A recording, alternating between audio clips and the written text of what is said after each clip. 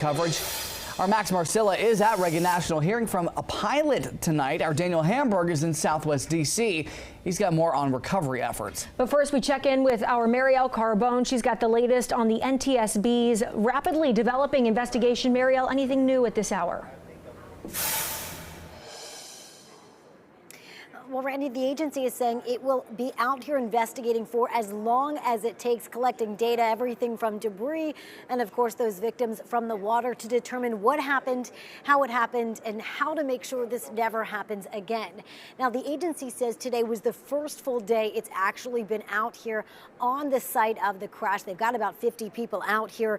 Last night, there were members of the NTSB out here, but they kind of stood back, allowing first responders to do their work, their rescue and now recovery efforts. Now, what we know, the black boxes, they have not been recovered from either aircraft. We know they're in the water, and the agency does anticipate being able to recover them and pull data. They tell us they will investigate everything from the actual humans involved, so the pilots, air traffic controllers, soldiers, and more, plus the machinery, so the aircrafts, the helicopter, the airplane, and then the environment. All of this to determine what happened. The agency just asking people today to remain patient.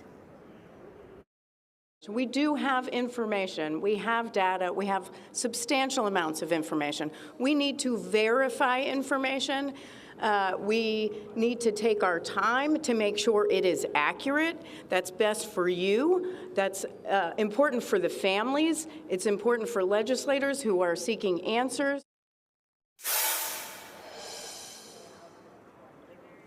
And I did ask the agency if there was any indication that any of the chutes or slides actually deployed from the plane once it was in the water. That was something we had heard from witnesses earlier today that say they saw the crash. But the agency says no indications that that ever happened. They say that the crash happened quickly, rapidly into the water out there on the Potomac.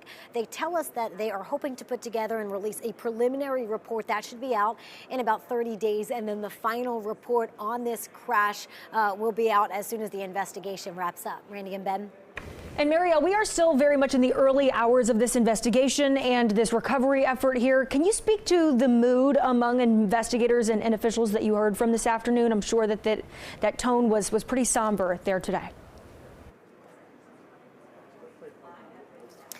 Yeah, it was at times, some of the officials seeming to get a little choked up talking about this. Obviously, we are talking about a lot of victims, and when you go beyond that, the families that are impacted. We know that the agency typically briefs and meets with the families before they meet with media and start putting this information out there. But of course, we're talking about some families coming from Kansas and from other parts of the country. So they're still arriving here.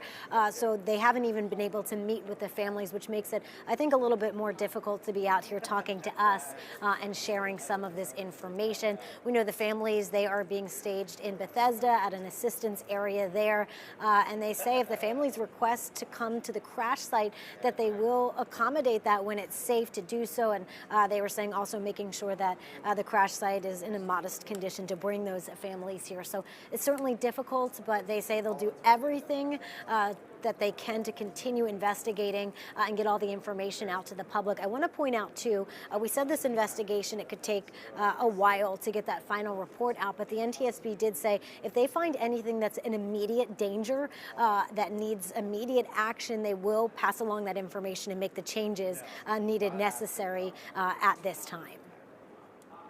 All right, our Marielle Carbone there for us at DCA. Thank you, Marielle.